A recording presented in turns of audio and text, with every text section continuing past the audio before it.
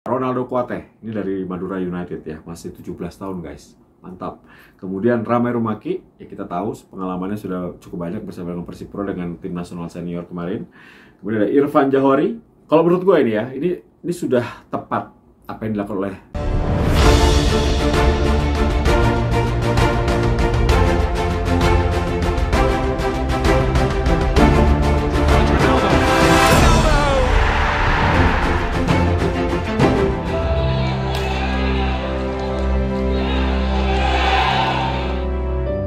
teman-teman, kembali di channel T10 TV. Dan gue akan memberikan konten terbaru gue kali ini, yaitu Garuda memanggil. Garuda memanggil, berarti tim nasional Indonesia sudah dipersiapkan kembali oleh Sintayong menuju ke Piala AFF U23 yang akan berlangsung di Kamboja nanti pada tanggal 14 Februari hingga tanggal 26 Februari ya. Semoga tim nasional kita bisa tampil bagus. Target tentunya bukan juara atau bukan target tertinggi karena ini merupakan AFF U23, tapi sebagai juara bertahan tentunya gelar itu ingin dipertahankan ya. Masalahnya adalah semua tim menurunkan para pemain muda. Jadi bukan tim senior atau bukan kebanyakan dari tim-tim yang kemarin tampil di AFF, beda ya. Sudah jelas Thailand, Malaysia, Vietnam akan menurunkan tim U21-nya yang sama seperti yang akan diturunkan oleh Sintayong. Nah, maka dari itu Sintayong sudah memanggil 29 pemain guys untuk pemusatan latihan nanti, dan 8 diantaranya adalah squad yang tampil di Piala AFF Senior lalu. Nah, sedangkan ada 12 pemain yang baru pertama kali dipanggil untuk tim nasional, dan ada pemain lain yang juga pernah mengikuti tim nasional di usia 19. Jadi lengkap, ada usia 16, ada usia 19, ya lengkap pokoknya. Oke. Bagaimana sih pembagian grupnya? Ada 3 grup guys di Kamboja. Yang pertama adalah grup A, tuan rumah Kamboja bersama dengan Timor Leste, Filipina, dan Brunei Darussalam. Nah, Indonesia tergabung di grup B bersama dengan Malaysia, yes, kemudian Myanmar dan juga Laos. Sedangkan di grup C, praktis grup yang rada berat, rada sulit untuk bisa lolos, yaitu Thailand, Vietnam, dan Singapura, hanya 3. Nah, kita akan melihat bahwa Indonesia menjadi juara di tahun 2019 di usia U23 ini ya. Nah, kita akan melihat siapa saja yang dipanggil oleh Sintayong, yang seperti tadi gue sebutkan bahwa ada 8 pemain yang tampil bersama dengan tim nasional senior di AFF lalu. Penjaga gawang ada Muhammad Riyandi, kemudian Rahmat Irianto, Rizky Ridho, Dewa, Pratama Arhan, kemudian Sahrian Abimanyu, Ramai Rumaki, dan juga Hanis Anggara. Itu 8 pemain yang tampil bersama dengan tim nasional AFF lalu ya. Kita kalah lawan Thailand. Gak apa-apa kalah, kan itu progres. Jadi ada proses, progres, baru juara pak, gitu. Oke, kita melihat di 29 pemain ini, siapa saja Bung Tio. Oke, 3 pemain ini, 29 pemain ini, 3 diantara ada penjaga gawang yang dipanggil. Dan menurut gue ini semuanya akan dibawa. Karena nanti dari 29 pemain ini diseleksi 23 yang dibawa ke Kamboja. Jadi ada 6 pemain yang dicoret ya. 3 yaitu Adi Satrio, penjaga gawang dari Persik Kediri, kemudian Muhammad Riyadi, penjaga gawang dari Barito Putra, kemudian Cahya Supriyadi, penjaga gawang dari Persija Jakarta. Jadi 3 penjaga gawang ini tentunya akan dibawa sepertinya ya. Kemudian di lini belakang ada siapa saja? Lini belakang ada Rahmat Irianto, Rizky Ridho, Afrianda Dewangga, Kakang Rudianto, ini pemain Persib, tinggi, bagus. Kemudian Komang Triarta dari Bali United, Muhammad Ferrari dari Persija, Bagas Kava ini dari Barito Putra dipanggil, dan juga Bayu Fikri dari Persib Bandung juga dipanggil, Ahmad Figo dari Arema, Pratama Arhan, dan juga Irsan Lestaluhu dari Persipura. Nah, itu pemain-pemain belakang. Sepertinya kalau melihat dari susunan dari pemain yang ada, mungkin kemungkinan yang dicoret mungkin 1 orang ya dari komposisi pemain belakang. Mungkin 1 atau 2 orang, 1 orang yang dicoret. Nah, yang di tengah yang rentan banyak pencoretan. Di tengah ada siapa saja Bung Tio? Ada Kanu Helmiawan, ini pemain PSS. Udah tinggi, bagus. Dia dipinjamkan dari Persis Solo kalau nggak salah. Kemudian Komang Teguh dari Borneo. Eka Febri dari PSIS, bagus nih pemainnya. Sahrian Abimanyu, Persija. Beckham Putra, Persib Bandung. Marcelino Ferdinand dari Persebaya. Dan Genta Alparedo dari Arema. Ya, ini mungkin di posisi ini mungkin satu orang mungkin bisa dicoret ya, dari kemungkinan 6 yang dicoret. Nah, di depan ini persaingannya ngeri-ngeri sedap ya guys. Kita lihat dulu.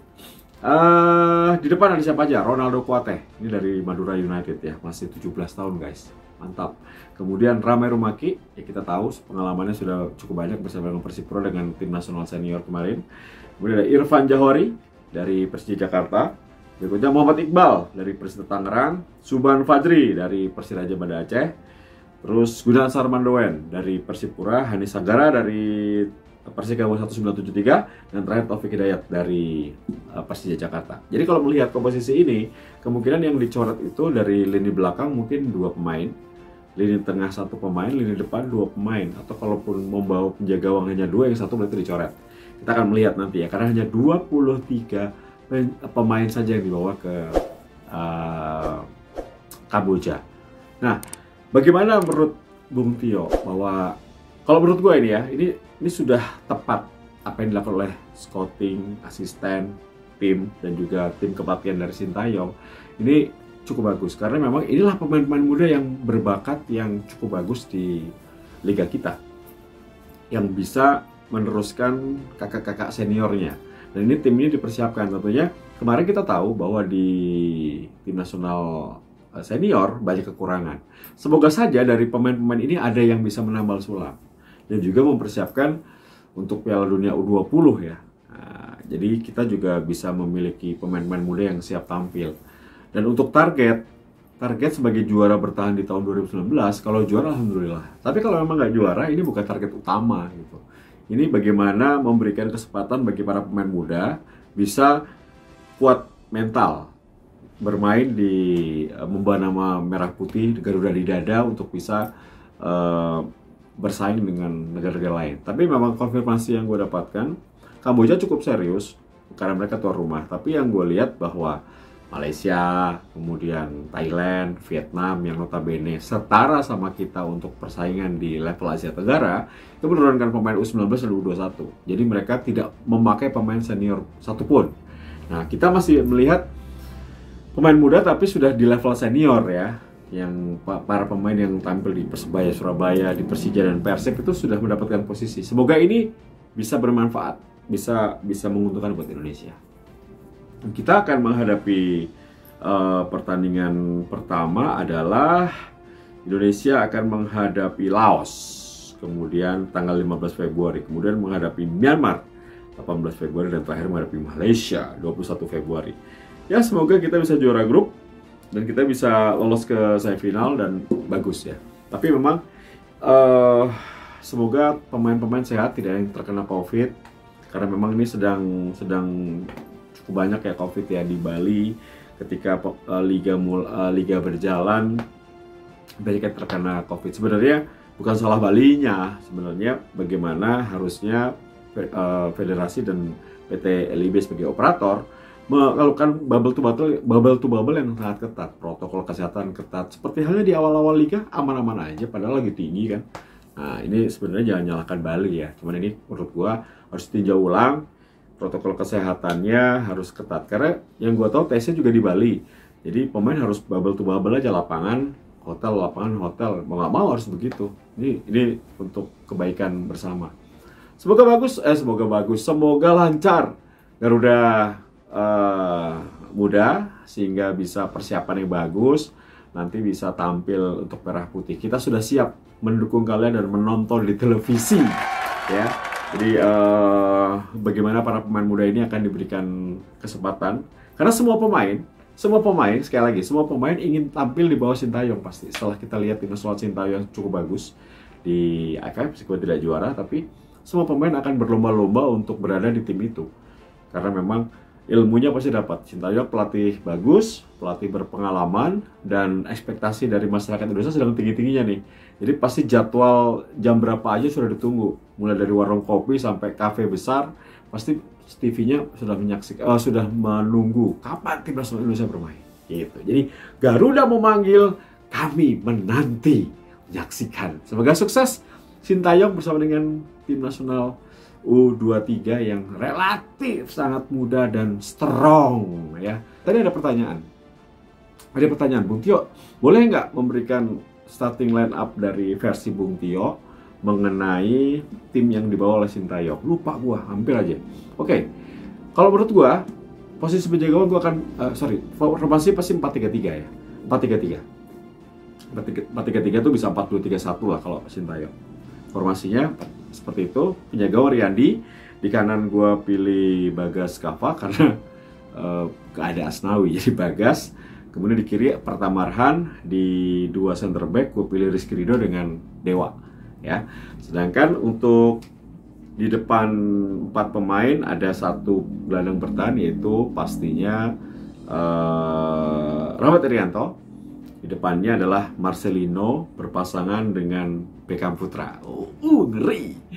Di kirinya Rame Rumaki, di kanannya Gunawan Sarmandawen, strikernya gue pilih Ronaldo Kuate. Itu menurut gue. Jadi kalau bisa memilih, itu formasi 4-3-3, bisa 4-2-3-1, atau ya seperti itulah ya, 4-3-3 kalau menurut gue. Itu yang akan dimainkan adalah atau 4-1-4-1, 4-3-3 atau 4-1-4-1. Jadi sekali lagi, yang di belakang adalah Riyandi, di kanan Bagas, di kiri Arfan, kemudian Dewa berpasangan dengan Rizky Ridho. Di 3 pemain di tengah, gue memilih Rahmat Irianto, kemudian Beckham Putra, dan juga Marcelino. Sedangkan 2 pemain penyerang sayap, yaitu Rame Rumaki dan Gunawan Sarmandawen, strikernya gue pilih Ronaldo Kuate. Wah, itu top. Itu versi gua. Tapi kan terserah Sintayong, kan gue bukan pelatih. Gue cuma melihat aja. Kira-kira demikian lah gitu. Setuju? Oke. Terima kasih sudah menyaksikan Tes 10 TV. Sukses untuk Garuda. Tio Nugroho, sangat. Bye.